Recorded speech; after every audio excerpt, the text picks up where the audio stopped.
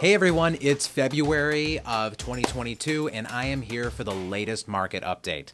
Everything I do going forward is going to be talking about the cities of Plymouth, Northville, and Novi in Michigan. So everything is hyper-local, specific to that. And I want to talk about what rising interest rates are going to mean, what home prices did last year, what they're supposed to do this year, and what it means for you if you're a buyer or a seller going into this new market, because spring is just around the corner. So let's get started. First and foremost, last year, home prices went up 14% on average and 4% year over year from January. So compare that to about the 3 to 4% numbers we've seen over the last 10 years on a year over year basis. 14% is crazy. We did not have a winter slowdown this year. And I know in the last market update, we said that that was kind of the prediction this year. And so far, that's how it's played out. Homes for sale. The number of homes that are for sale are down 42% from where they were at the same time last year, meaning inventory is almost half of what it was the year prior, and it was already a low inventory market. The number of sales are actually down slightly from the year prior, but only 5%. So even though inventory is down 42%, the sales are only down 5%, which shows you just how hot the market is right now, that even though there's less for sale, the same number of sales for the most part are still happening. Last month, there were 143 new homes that came on the market and 128 pending sales that happened. So that lets you know that whenever a home came on the market, for the most part, it got an offer and went under contract.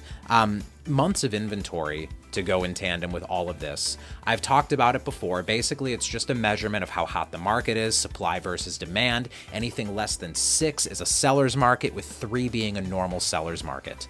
Last month, we were at 1.32, which marks 12 straight months in our market of months of inventory being in the range of 1. That's crazy. I mean, a normal seller's market is 3. So for it to be at that point for so long, and normally January is the month where we see it tick up, even just for a little bit before it goes back down, we have seen zero slowdown. So to go along with that, the median days on the market for a home that comes up for sale right now is 11 days. At the peak of last year, it was only 7. Now, just to kind of have some perspective, in what we would call a normal market, it's not uncommon for days on the market to be 30, 60 days or even north of that, especially if we get into a buyer's market. So for it to be at 11 and being 7 last year just shows you how quickly homes are going, and the ones that are priced right are usually just in a couple days. We have reached 10 straight months now of homes on average getting 100% or more of what they were asking when they got an offer. And last month it was 100%. Now, I always put in perspective that that does not mean that people are just throwing up a price and they are getting that price. What it means is that whatever price they were asking at the time they got their offer, on average, they're getting their price. So that's not to say there aren't people who hear the market's great, put their house up $100,000 over the asking, and then they have to do price adjustments and work their way down. But on average, it's 100%. And in a normal seller's market, if you look at the chart here, you'll see that it's actually about the 98% range on, I guess, in a normal market. So 100% or higher means that it is still very, very aggressive. And when people are doing that, home prices tend to go up. I know I mentioned last year it was 14%.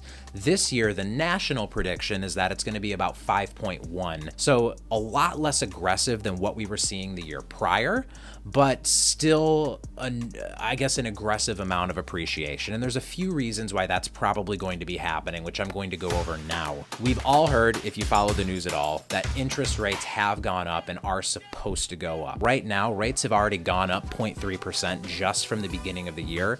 They're floating at about 3.5%, and they're predicted to be 4 or higher by the end of the year. Now, a lot of people hear that and they go, okay, what does that mean for me? A lot of people don't understand what a 1% increase or a 0.5% increase in a 30-year fixed rate means.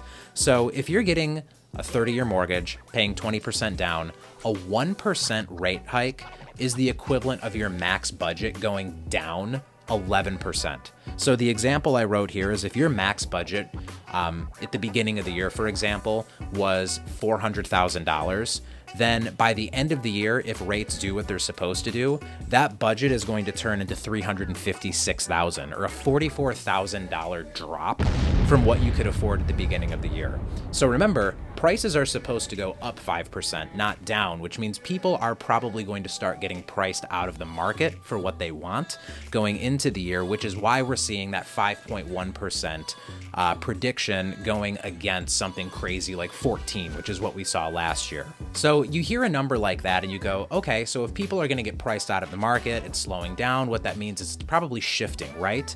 And technically, yes, but not in the degree that a lot of people might think, because I know even by 2026, the most pessimistic economists think that home prices are still going to go up about 26% over the next 4 years. And you might hear that and go, how could that be possible? Well, let's look at this. If you look at this chart, you'll see that housing affordability, aka the monthly payment people are paying versus the home price and what their median income is actually more affordable today than it was through all of 1990 and 2008, which people were buying a lot of homes in those days. But even with the prices being the historical highest they have ever been, when you have also historical low mortgage rates, even compared to what they've been over the past couple decades, and combine that with average household income going up, affordability is actually still very good, which is the main thing, along with low inventory, that's going to continue to drive the market going into this year and the next couple years. So some advice that I've heard very recently from some experts in the market are that if you are somebody on the buying side who wants to get a home that you're going to be staying in for a very long time, getting a house now at a lower rate before prices go up, before interest rates go up, is a great way to lock in an asset and protect yourself against the inflation that we're seeing right now. I mean, housing, if you look at this last chart I have here, or this last graph, is historically a very, very good hedge against inflation, and it's broken down by decade, and you can just see the difference in housing prices versus the difference in standard inflation. So the summary is that going into this next year, we're going to see rates go up a little bit, prices are going to go up a little bit. It's going to stay a seller's market, but nowhere near as aggressive as it was last year.